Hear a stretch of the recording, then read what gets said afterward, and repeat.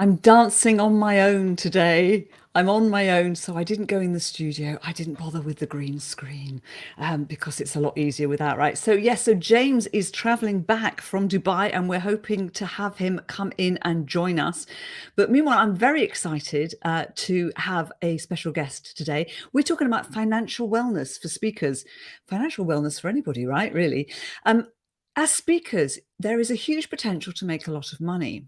However, it's a bit of a risky business sometimes, right?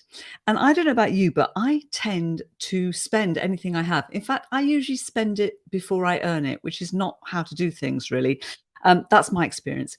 But we should all be thinking about the future. We should all be thinking about how to use our money wisely and how to do our best with it. And with that in mind, we thought we would invite a financial wellness expert to the show to help us get more from our hard earned cash. Caitriona Ellis is a fully qualified financial advisor with an honours commerce degree.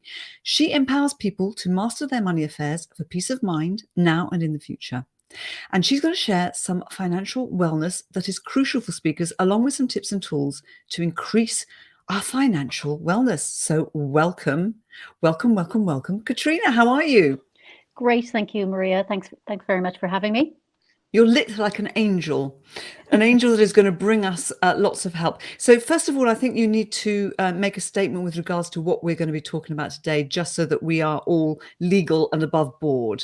Yeah, Could you do that for me, please? sounds good. I can. So just so you're aware, any of the information that we share in the spot today isn't intended as financial, tax, or legal advice, and you should always carry out your own due diligence and take independent specialist advice before making any decision to invest.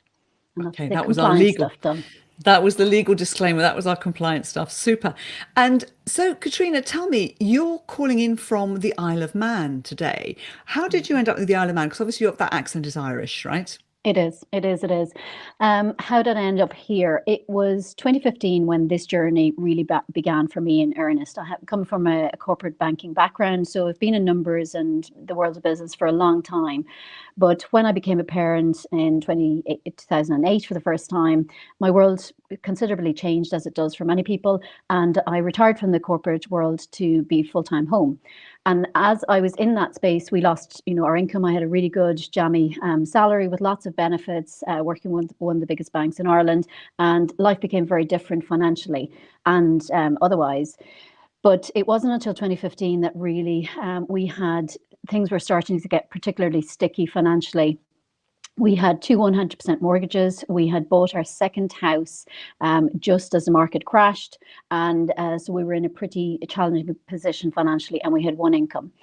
I didn't have the wherewithal to return to work at that time because the kids, we'd made the decision we wanted to be there home full time, and we thought, okay, well, how can we get around this? We don't want our quality of life to remain as it is. There must be another way of doing this.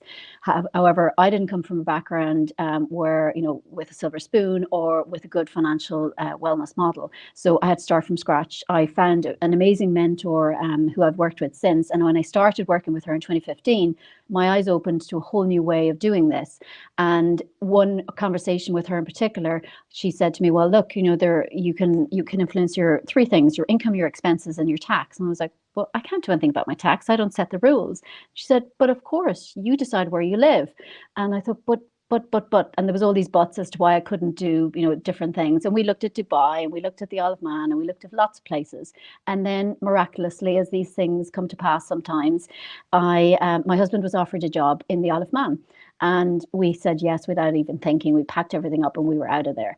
And with that transition, without making any difference in his income, we immediately had significantly more take-home pay. Our quality of life increased significantly. He wasn't commuting as much. So it wasn't just about the numbers. That was part of it, but the numbers were going to allow us to live our lives differently and to have less stress in it. So that's where that piece came from, was somebody asking me a challenging question, and then the universe reacted and provided exactly what we were looking for. Amazing. That is absolutely amazing. And actually, what's really brilliant is we've got James has called in. Let's add him to the stream. Hello, James. He's called in from his car, coming back from Dubai. Hello, Maria. Hello, Caitriona. So just let you know, I am not driving. I have a very skilled driver here, Alistair, who's driving me. So my hands are not on the wheel. I'm not doing anything dangerous. So lovely to be with you today. And what a great conversation. Financial wellness. I'm looking forward to hearing what Caitriona has to say today. Super. So listen, James, you haven't come from Dubai because you're looking to move there for tax reasons, have you? No, no. Although it is a great place if you're looking to kind of reduce your taxes. I know lots of experts, speakers, different people, different professions who have a business. Their professional services business is based either offshore or in the UAE or somewhere in maybe in Dubai or one of those kind of low taxation places around there. And it's a great place to be based. If you want that lifestyle, but you don't have to actually be based there. You can actually just start a business there as well. But yeah, it's interesting. This topic that Caitriona is kind of talking about is something really close to my heart because I am the most risk averse person in the world when it comes to money, and I think I get it partly from being involved in the music industry for so many years and seeing so many musicians get themselves into a state because, like speakers, when you're earning, you get paid really well for what you do, and there's time when it's really going great guns, but that stuff can disappear overnight, and so you have to kind of build in things and safety nets and boring stuff to ensure that to kind of take you through sometimes those lean years and ensure you're doing taxes in the right way. So I'm looking forward to listening to this conversation as much as anything else. Okay. Well, listen, we'll keep you here as long as we can until you get cut off. Okay. So we'll keep you included. So first of all, I think we ought to probably define what you mean by financial wellness, Caitriona, before we go any deeper. What is financial wellness? Well, I think to answer that, I'd have to answer it by saying it's very individual. It's a bit like our experience in the speaking business. Each of us will have a different take on it. And that's really good to get clarity on that up front. And one of the things I do with clients when we start in the beginning is I ask them to get really clear as to what that means for them, because it can be very different things for each of us here and the people listening in. So the first step is really to get clear on that. For me personally, it's about having freedom of choice, always having the money to make the choices I want for myself and my loved ones, and never having to say no to something because I don't have the resources to do that. So home education has been something really valuable to me. Us living here, me being able to work at flexible hours. The money is part of it. And like James mentioned, you have the boring stuff, you have your savings and your emergency fund and all those things in place because that gives you the peace of mind. So there are some of the elements that are from me. But, for everybody listening in, I would urge you, rather than kind of looking over the fence and seeing what the Joneses are doing with it, it's back to you. What are the kind of things, asking yourself, that would give you that really amazing sense of financial wellness, and start to one by one put those in place. So it's not about looking outside for this, it's actually about looking inside and what are the things that you would like to have in place to give you that feeling, because for me that's the way it works. And of course, everybody has their own individual relationship, don't they? Their own personal relationship with money and their own view of money. Do you think some of it is around your mindset and how you see money? Do you work on that Massively. too? Oh, it is Massively. massively. Mm. Massively. I mean, to me, the numbers are a teeny factor in it.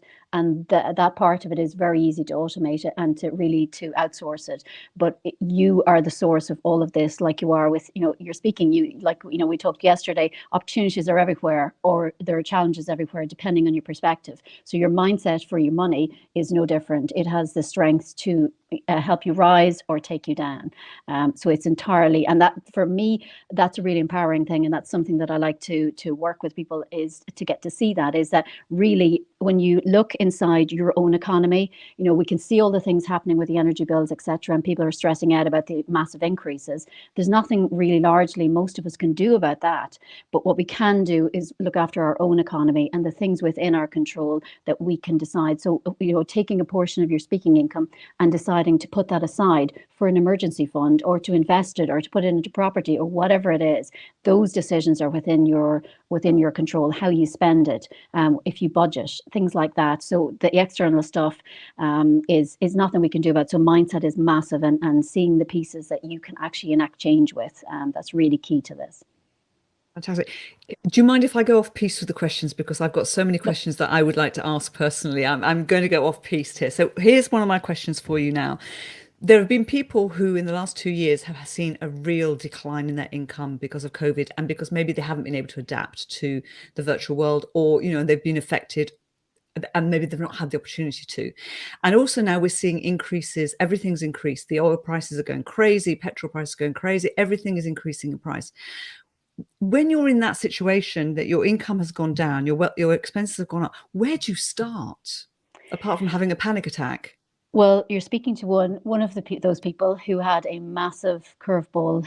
March 2020, when all this kicked off in terms of COVID, my husband is an airline pilot. So Of overnight, course. our income Course. gone. We had no furlough in the Isle of Man because we have lots of tax advantages. So they didn't have the wherewithal to provide the furlough that you would have received in the UK and Ireland. So we were getting £200 a week for a family of five. So overnight, our income was gone. Now, thankfully, I'd spent the previous 5 years putting all the foundations in place. So we had an emergency fund, and we had all those things. We had other things that we could draw on, so we didn't lose sleep. But I had this discussion actually as recently as last night. For the first 10, 14 days, it was about just putting one foot in front of the other. And Joe Wicks was a feature in that, in getting me out of bed, because when the whole world in our house started crashing down, we thought, what are we going to do? And 2 years ago, I was home educating full time. I wasn't working. My job was to home educate our three kids. So I had to scramble pretty quickly to see, okay, what's my skill set and what can I do to, to try and get us out of this hole, because we had no idea how long his income would be gone for. He started back then maybe 8 months later, but then he was made redundant, lost his job. And then you were in a world full of redundant pilots. Where do you get a job? Thankfully, he was lucky to get one. So for the last 2 years, it's like we've been in the wash cycle going over and over, but it came back every time. And then throw divorce into the middle of that too, just to mix it up a little bit. And so I've had a lot of the challenges firsthand in the last 24 months, but the overriding thing always is, what can I do? I'll take my time to have my pity party and wallow about it, and then once I get myself to the place of steadying the ship, okay, what can I do? And like that lovely Martin Luther King quote, you don't have to see the whole staircase to take the next step. And that's what it was always about for me. It was, okay, I have no idea what's happening here, but I can see the next step, right? The first step is I need to just have a brainstorm. What can I do? So it's always trying to see, okay, what's happening is real. There's nothing we can do about many of the elements that we're being hit with at the moment. But what can you do something about? Bring it in-house. Look within your own house. What are the things? Maybe you have no idea of what's going out of your account at the moment. Maybe you need to pay a little bit more attention to that. It's very simple steps. None of this is rocket science. None of what I did is super clever. It was all about installing some really good, simple habits on my financial, my money matters, and then step by step starting to get it into better shape, and just having that faith, having that really magnetizing idea as what financial wellness looked like for me, and that was kind of pulling me through to keep putting one foot in front of the other and continue. And as you start to see the progress, that momentum gathers force and starts to accelerate. So it's just about what's the next step and the next step, because it can be very overwhelming and very disheartening to think, okay, look, what can I do? There's lots that you can do. And part of what I teach is a habit of responsibility, 100% responsibility. I don't depend on anybody else outside of me for any of that. The book stops with me. I'm making the decisions. So I take that on board and make my decisions from there. So that's how I would navigate it. If there's anybody listening who really is struggling right now, is, feel the struggle. The struggle is real. It's tough right now financially, but see what you can do. There's always some things that you can do, and just take time to reflect on those.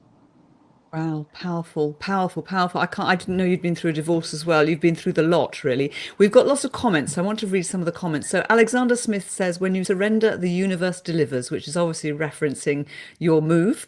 Debbie Reichens, I'm not sure how to pronounce it. Sorry, Debbie. That makes perfect sense to me. Budgeting with speaking funds in the same way as working with client coaching earnings. Okay, that's great. Ian Rose says, I agree with the freedom of choice. I'm a targets driven person and keep aiming for the next 10K jump in the bank. I'm investing in myself and my office. Where would you suggest a good investment opportunity is? So I don't know if you can give that advice really here, or can you? I can't give advice. I can share you what I do, and do your own research, as we said at the beginning of the call, and make sure that you're comfortable with doing your own due diligence.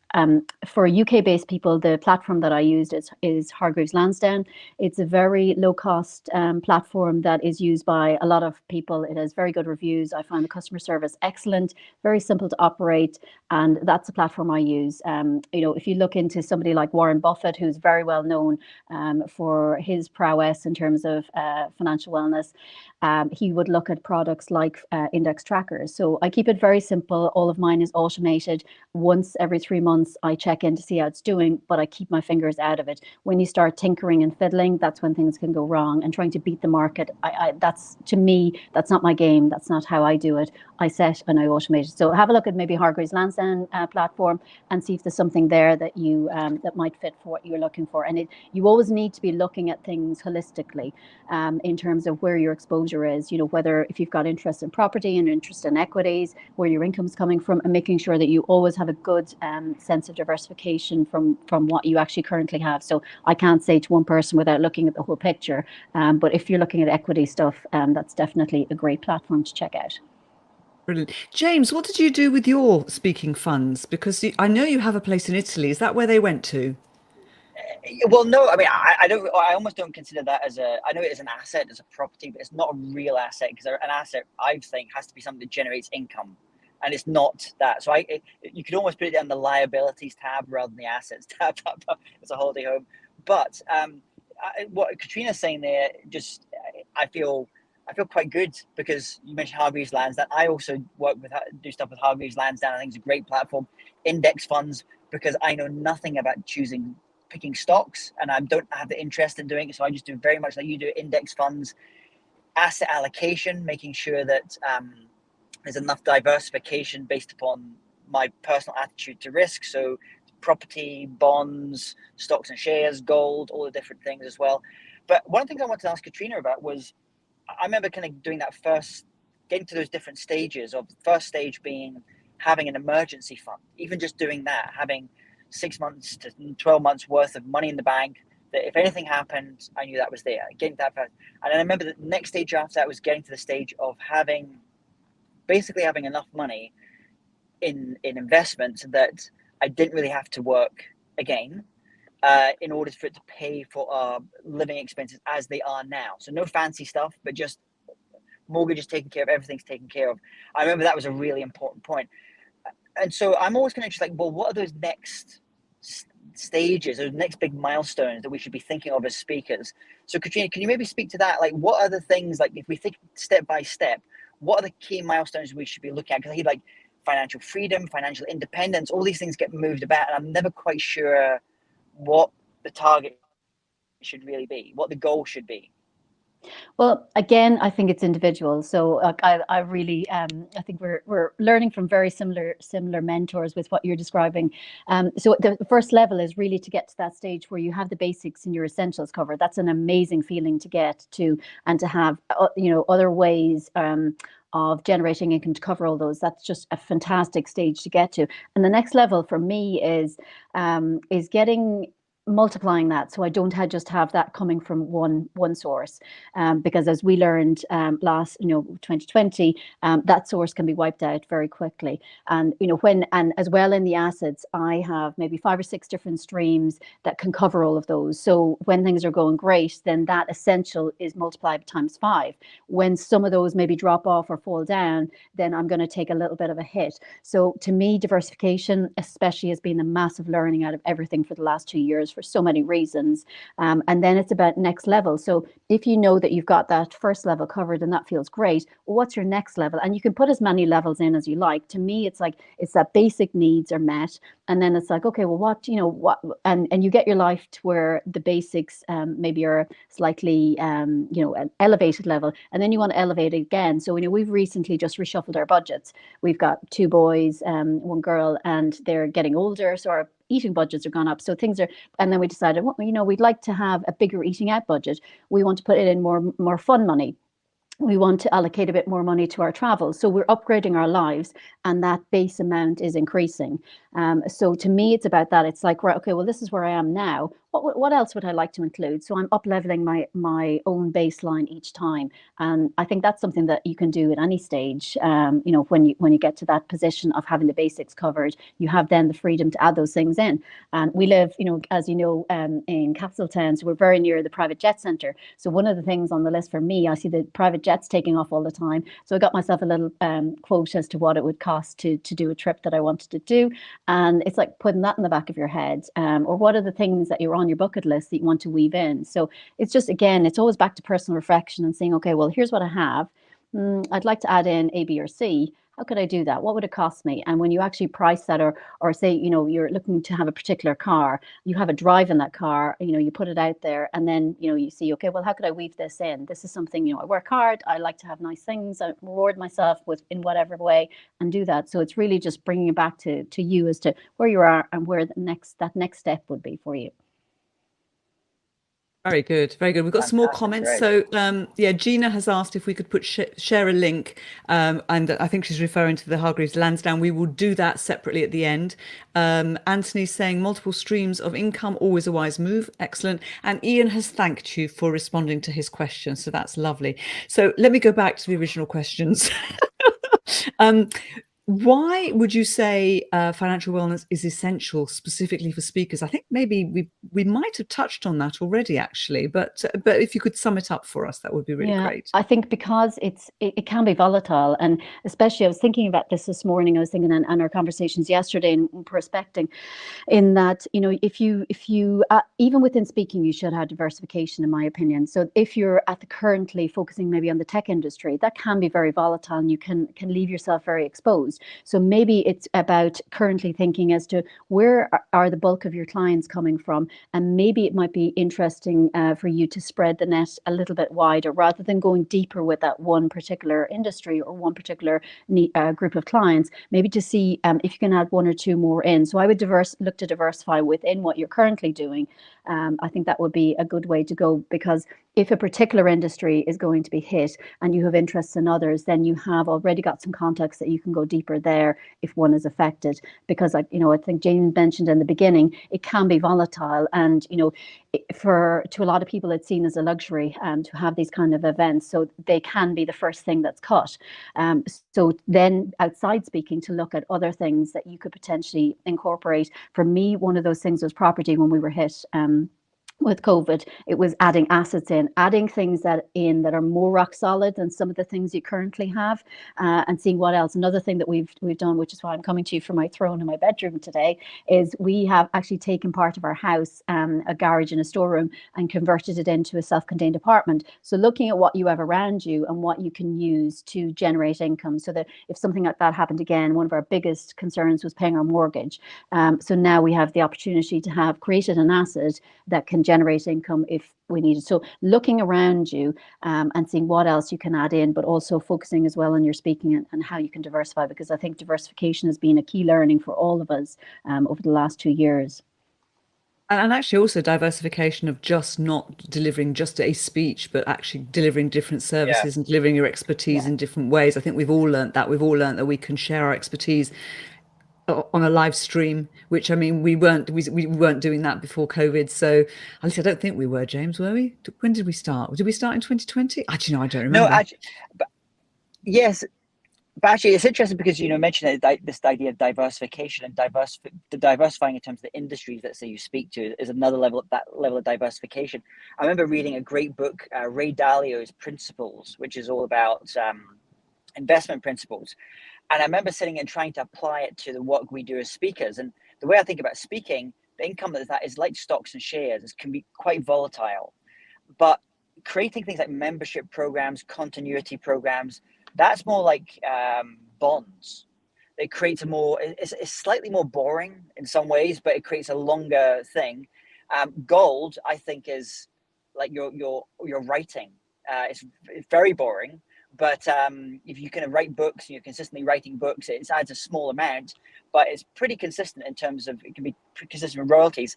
And I think of things like high-end executive coaching or consulting as really the cryptocurrency of the speaking industry, because when it's good, it's really good, and when it's bad, it's really bad. So I kind of think about almost like creating an all-weather speaking industry, like a diversified speaking industry. And you can, if you have those, if you are a speaker and you also have coaching and consulting and online courses and books, that's an amazing way to create a diversification in your business.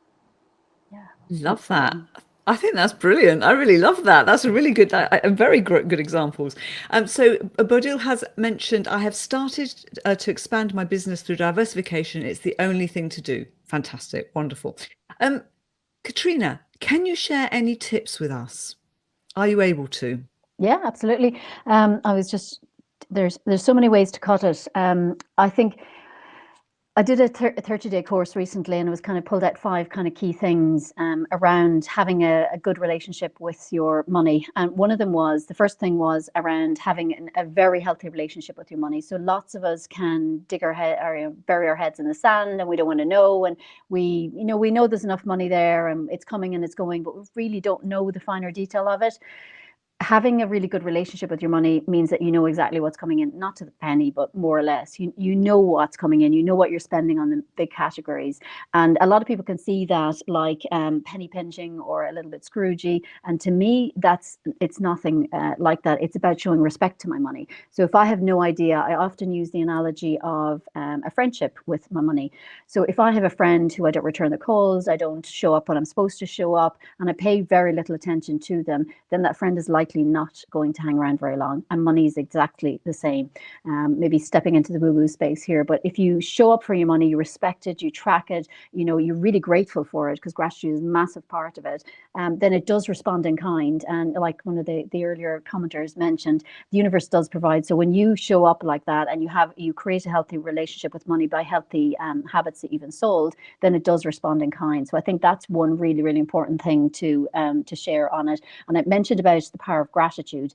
That it really is key to it. Like when I started with this in 2015, it was really a case of financial desperation, and by incorporating that simple thing that is free for us all to access, I would go to bed at night and I used to journal it, but then it became kind of onerous with 3 kids, sleep deprived. I just used to run through it mentally in my head. What are all the things that I'm really grateful for? And I would genuinely feel with every cell in my body that I was so grateful for the bed I had to sleep in, the warm house that I had to live in, money in my bank account to pay my mortgage and feed my children, and little things like that. So if the one takeaway that people have from today is to have a better relationship with money, then I think that would be a really, really good takeaway. And that can be simply done by just tracking, whether you use an app or whether you use Excel, it doesn't really matter. Just as long as you show up for your money and you know where it's coming and going from, and then having that feeling of gratitude towards it, whether it's a small amount or a large amount. And this is a big misconception. People think, oh, when I get to this salary level or when I get this bonus, it'll all be fine. It won't change. I've been that soldier that's had all the salary increases and the bonuses. My habits never changed, and my spending didn't change. It's not until your habits change, because my investment journey started with €20. Now you think, what on earth difference is €20 going to make? But it was the habit, and that habit moved very quickly from €20 to 50% of our income, because the habit was installed. So that's what it's about. It's not, and people say to me regularly, but I can't afford this. And come on, most of us, the vast majority of us, especially in this space, can afford €20, £25 a month is the minimum Hargreaves Lansdowne. So, I think most of us can afford it, but we think we put it off until we get that big amount. And the habits need to start now. They're not something that will come when you have more money. I was going to pick up on that, Caitriona. My wife is very, very good. Every 3 months or so, she will sit me down and she will go through all of our bank statements, and especially in the business, and because I'm terrible one for signing up for subscriptions and things. And then they kind of get away from you and suddenly like, what? Why am I subscribed to this thing? So she is brilliant at kind of sitting down every month or every quarter and saying, do we still need this? Is this still needed? And it's amazing how much kind of money you can just find out. It's like maybe $10 here, $20 here, and you add all those things together. And someone shared a number with me the other day. They said, if you can save $300 a month for 8 years or 6 years at 10% increase because of compounding, you'll have $1.6 million by the end of that 8 years. And it didn't work. I like, really? That can't work. But it's compounding. It's like 10% interest $300 a month, 8 years, I think was the date. And I did the calculations, and because of compounding, it's true. Where's the 10%? But where's your 10% interest? I'd like an account with 10% interest. Well, that's the trick. That's the trick. You got to do 10. You got to do 10%. So you got to figure out. And part of that is if you can have low tax, as well, being a place with low tax. That's where that nips it. Low charges. We mentioned Hargreaves Land Index. So sometimes it's not about the top end. It's actually how can you save on all of those things that can nip away at the money. And so on that, I think I'm probably going to lose signal a little bit as well. Yes. Well, thank you. Because Caitriona, thank you from my side. You're sharing so many brilliant things, and I'm going to go back now. I'm going to sit down with my wife, and we're going to probably sit and go through those statements again after this. Well, James, check out Money Chimp Calculator. That's an amazing tool that you can play around with those figures on, and it blows my mind because Albert Einstein calls it the eighth wonder of the world with compound interest, and it is. Every time I see it work, it just blows my mind. It's amazing. Wow, fantastic. I wish I'd known this like 20 years ago. Where were you 20 years ago? Okay, James, I'm going to remove you then in case we lose you. Thank you so much. Thank you so much. He's amazing even when he's jet lagged, isn't he? I mean, how incredible is that? And he looks fresh and young and wonderful. Caitriona, this has been phenomenal. Absolutely phenomenal. Really, really valuable. Is there anything else you would like to leave our audience to think about before I share how they can contact you?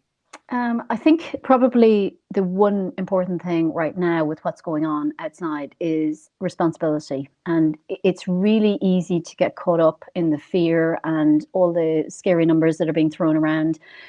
But to bring it back to yourself and to see, okay, we know this is focus on your own economy and there's nothing we can do about the stuff that's outside largely. So what, if you're getting stressed out about this stuff, what's the one thing, if you just pick one thing from today, maybe that you've heard that you think, okay, I should find something else out about that, or that I really resonate with that, I need to do that. Just pick that one thing, because this is definitely has a snowball effect. When you start with one thing and you see the progress that you're making, it does snowball very quickly, and you get encouraged to take the next step and the next step. So take responsibility is my number one takeaway from today. Don't leave it to the government to provide, to whoever else to sort out, your employer, the next speaking gig, whatever. Take responsibility yourself and see what you can do to get yourself to a better level of financial wellness. I'm going to do that. I'm going to do exactly what James said. I'm going to go through my bank statements and have a look. I am one of those people that subscribes to lots of things or creates all these direct debits and standing orders and things. So I'm going to look at that. Thank you, Caitriona. It's been wonderful. So if anybody wants to get in touch with Caitriona, she is on LinkedIn, Caitriona Ellis Financial Wellness. She also you have a Facebook group, I believe. Yes, 90 Days to Financial Wellness.